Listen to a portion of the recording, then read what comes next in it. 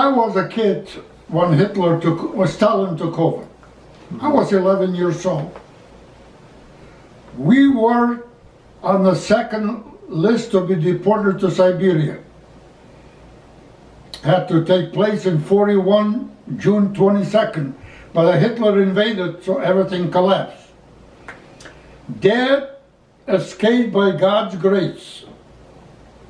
My sister got sick, so he came home. He is on a farm and we lived in the town. So he came to visit us. And that's where they're looking for him. He was a cop. He was a policeman. So they wanted to kill him. They killed the chief of police. They didn't deport him. They killed him in November of 1940. And I used to play with his son. We used to play together.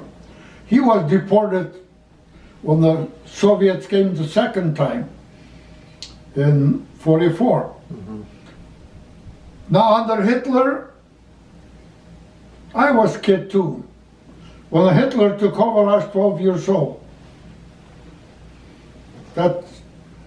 I went to 12 years old, I finished grade school, and a couple of years of high school under Hitler. And then my dad was a cop under Free Lithuania as well as under Germans. Decided he did. I wouldn't be talking to you if we had left Lithuania. The first thing they were looking for him when they came back in 44. But we left with the last train that left our town. And when we went to Western Lithuania, and the war was going up and this way and that way. If Germans were coming, the Russians were coming. So we lived in Western Lithuania for about 6 months. Then we crossed into Germany. I was 16 years old, and Hitler was drafting 16 years old to Wehrmacht. Somehow I avoided, and my dad was too. And the war ended, and I saw first Americans, planes first, because they would bomb every night they would bomb German towns, Leipzig and Halle and Dresden, all of them. And we used to go to the basement. Let's say if the bomb had hit the house, everything would collapse. So I was too young to realize what was happening, I knew that my teachers were deported to Siberia. Oh yeah. They did. That was June 14, 15, 41. Big deportation. About 30,000 Lithuanians were deported. I wandered to the train to depots and saw the long train standing with cries. If I never forget those cries. Children and women already put in the freight trains and then moved towards Russia. It's you're still young, you still were 12 years old. I don't know, I wandered to the depot, see the train standing by with all the cries of the children and adults.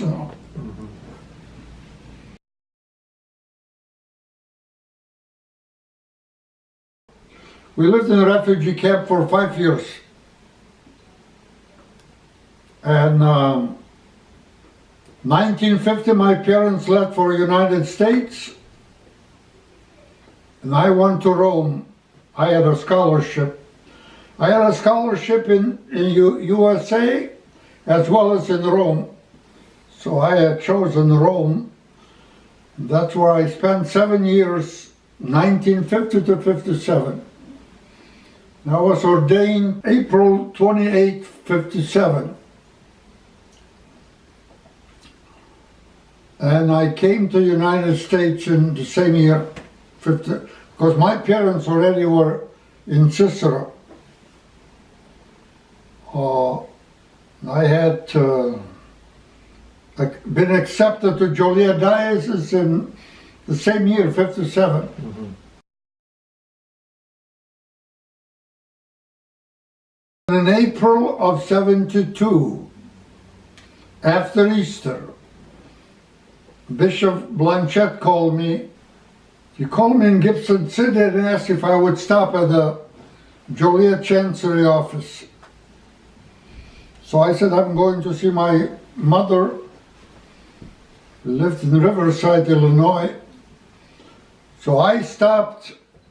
It was after Easter, 72. And then he told me that he was appointing me pastor of Saint Mary Mokena.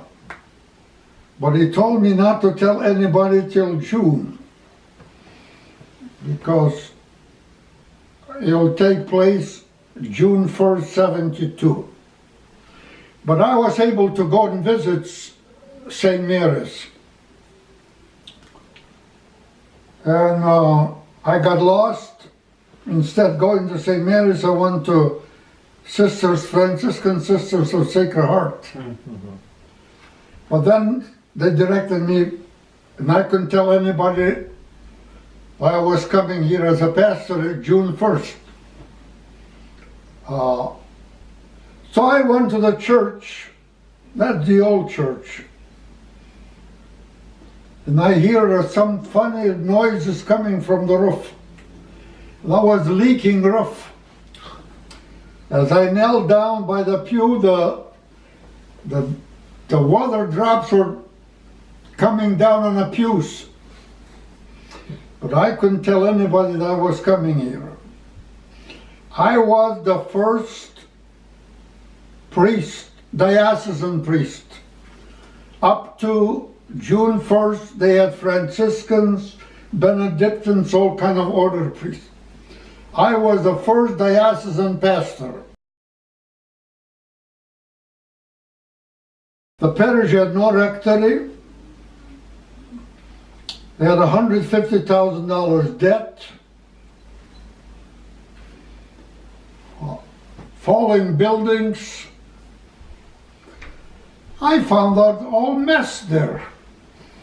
Some envelopes were not open for 6 months. And I found an envelope with $3,000 check. And I took to Bishop Blanchette. I said, what to do with it? He said, we put towards your debt. I had buses too, to bring the kids to the school. They were all buses. In January and February they would stop somewhere and they wouldn't go. Yeah. We had a lot of volunteers, carpenters, bricklayers. They came for nothing. They just volunteered. Well, first we had to fix the roof. Yeah. It's a leaking roof. Yeah. So we had professionals from Joliet, yeah, that fixed the roof. Mr. Adler, yeah. But besides raising the money, and the parish was growing, more Sunday collection was coming. The number two is volunteers.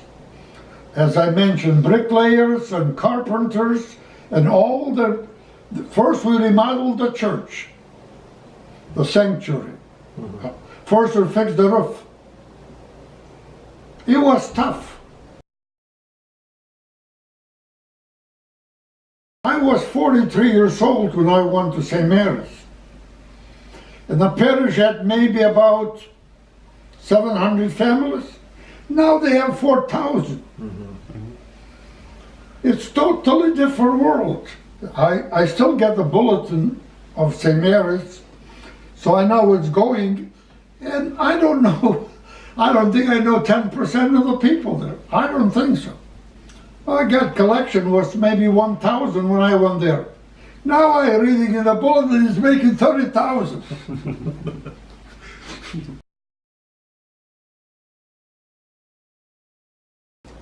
Well, my favorite part was working with volunteers. And I want to stress, they were not paid. And teachers were not paid what they pay today. Oh no, no, no. So,